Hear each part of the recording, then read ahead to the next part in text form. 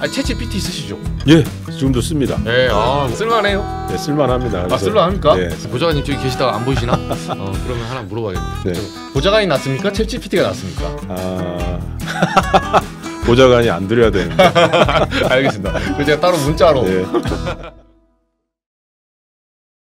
AI 관련해서 뭐 짧게 몇 가지만. 네. 챗GPT 쓰시죠? 예, 지금도 씁니다. 네, 의원님. 지금도 챗GPT 펴놨습니다. 그래요? 네. 오늘 혹시 저희 질문지도 챗GPT한테 시키셨습니까? 답변? 제가 종종 물어봤습니다. 뭐래요? 쓸만해요? 네, 쓸만합니다. 그래서, 쓸만합니까? 네, 쓸만하고 우리 저 보좌관이 열심히 써준 거하고 같이 참고해서 같이 봤습니다. 보좌관님 저기 계시다가 안 보이시나? 그러면 하나 물어봐야겠. 네. 보좌관이 낫습니까? 챗GPT가 낫습니까? 보좌관이 안 드려야 되는데. 알겠습니다. 그래서 제가 따로 문자로. 네. 아니 저희는 어느 정도까지 좀 보냐면 진짜 기자 직군이 없어질 수 있다. 네. 네, 웬만한 뭐 날씨 이런 거 있잖아요. 날씨나 그 예를 들면 코스피, 지수, 그러니까 정해진 거 있잖아요.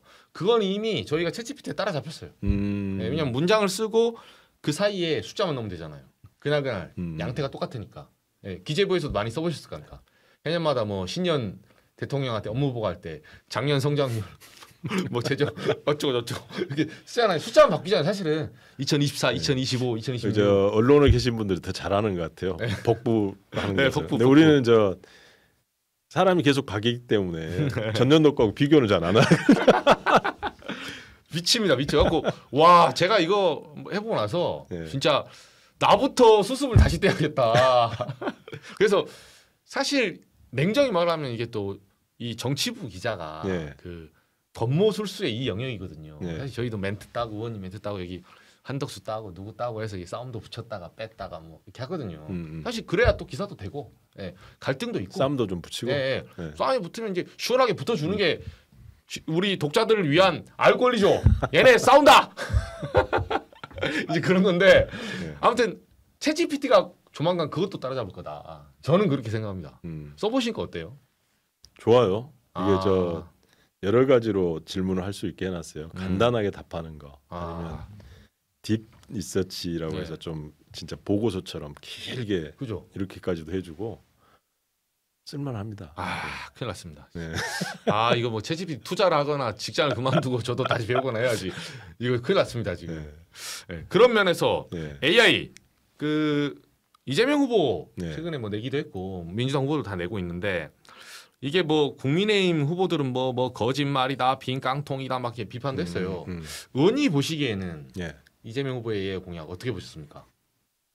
가장 종합적이고 실현 가능하다라고 저는 봅니다. 그러니까 발표한 공약들의 평가를 할 때는 그게 실현 가능하냐 하나하고 또 하나는 그게 효과가 있느냐 그죠. 이를 같이 봐야 되지 않겠습니까? 그 두 가지 측면에서 가장 잘된 공약이다라고 저는 봅니다. 근데 뭐 100조 뭐 투자해서 무료 한국판 챗GPT 뭐 이런 부분에 대해서는 또 약간 그런 비판도 있었어요. 뭐 기본 AI냐? 그러니까 비판하는 사람들은. 근데 이제 저는 그걸 나쁘게 보지도 않고 왜냐하면 AI라고 하는 게 지금 기업들이 AI에 대해서 투자를 잘 못합니다. 예를 들면 딥시크나 이런 것들 큰 거대 모델에 대해서 워낙 불확실성이 크고 이게 초기 비용이 많이 들어요. 수익 모델이 안 나오니까 맞아요. 못 하거든요. 그럼 그거를 누가 할 거냐? 공공 부분에서 과감한 투자를 해줘야 된다는 거죠. 기업이 못 할 때 기업이 너무 큰 리스크로 느끼고 있을 때는 그 리스크를 낮춰주는 게 공공 부분에 국가가 해야 될 일이라고 봅니다. 그런 측면에서 인프라에 집중 투자하겠다라고 하는 게 평가를 받아야 되고요. 그다음에 아시잖아요. 이제는 많이 써야 더 발달합니다. 맞아요. 그래서 우리 그 기억나실 텐데요. 그 90년대 후반에 DJ 정부에서 IT 산업 정책 할 때 1인 1PC 1국민 뭐 이런 것도 했지 않습니까? 그거 똑같은 거죠.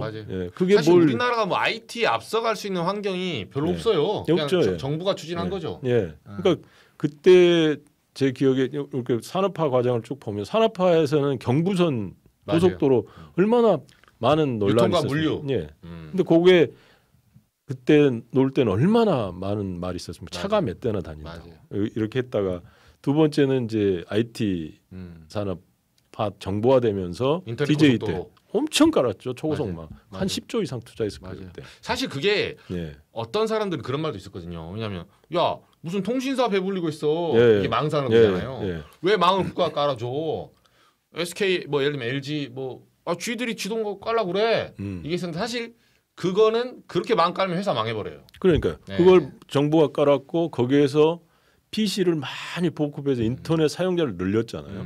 그걸 이용해서 사업한 사람들이 네이버 이런 사람들. 그렇죠. 그때 태어난 혁신 기업들이고 지금 이제 AI 시대 전환하는 과정에서 그 역할을 정부가 해야 된다는 거예요. 그런 역할에 가장 적합하게 만들어진 게 민주당 공약입니다. 제가. 이게 약간 꿈보다 해몽 같은데요.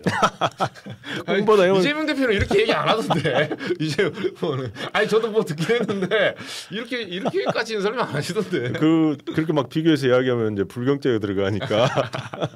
알겠습니다. 이재명 후보의 생각이다.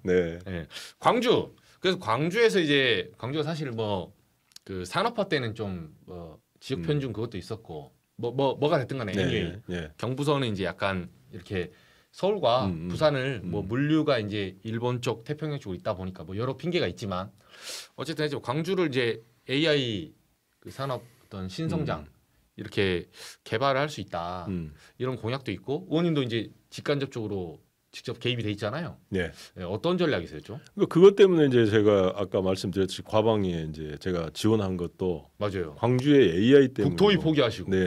대한민국 전체의 AI 산업을 어떻게 발전시킬 것이냐라는 것 때문에 이쪽은 이제 선정해서 왔는데 저의 전략은 그렇습니다. 그러니까 산업화 시대에는 경부축을 중심으로 해서 산업이 발달을 했습니다.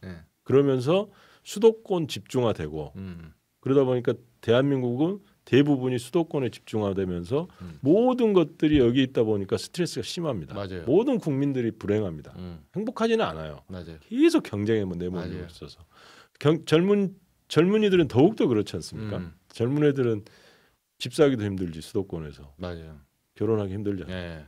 결혼했더니 애들 가르치는 비용 비싸고. 그렇다고 뭐 물가가 낮지도 않아요. 애들 가르칠 비용 이런 거 하면 애 안 낳습니다. 그럼 대한민국 소멸해 가는 거거든요. 근데 그 스트레스를 낮추는 방법이 지역의 서울 같은 경쟁력을 갖춘 지역의 산업이나 지역을 하나 개발해 주는 거예요. 그게 광주를 서울에 버금가는 도시로 만들자. 호남권에서 지역 균형 발전도 함께 하면서. 그렇죠. 그러면 대한민국이 균형 발전을 하고 한다는 거예요. 그러니까 광주를 위한 지역 사업이 AI가 아니고 대한민국 전체 AI 산업을 발전시키는 데 공교롭게 광주에서 시작한다 이런 개념인 거죠. 예를 들면 제철 그러면 포항 뭐 이렇게 하듯이 그거 똑같습니다. 자동차 울산. AI 그러면 광주에서 시작하자. 그래서 그 AI라고 하는 게 AI 산업 자체의 발전도 있지만 결국은 모든 우리나라 강점인 제조 산업, 제조업의 AI화가 진행될 수밖에 없거든요.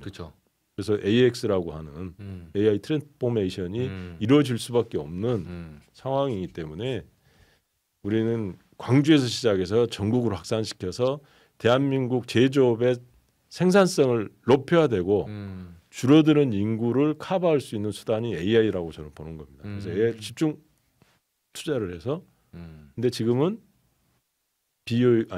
불확실성이 크기 때문에 공공부문에서 투자하자. 마중물을 줘야 된다. 이런 전략입니다. 의원님 마지막 하나요. 여기 저희 지금 그 실시간 댓글에 꿀맥주님이 재원 마련은 어떻게 하실지. 그러니까 AI 그 산업 단지인데 예산은 어디서 갖고 올 거냐? 예산은 얼마든지 만들 수 있다고 봅니다. 지금도 빚내서 쓰잖아요, 사실은. 그렇죠. 채권 발행하죠. 사실 채권 발행해서 하고 구조조정 통해서도 할 수 있고 뭐 세금 간에 좀 조정을 할 수도 있고 여러 가지 방식이 있는데 저는 그게 무리가 아니다고 보는 게 대한민국의 지금 GDP가 1년 GDP가 얼마입니까? 그렇죠. 우리 예산도 600조.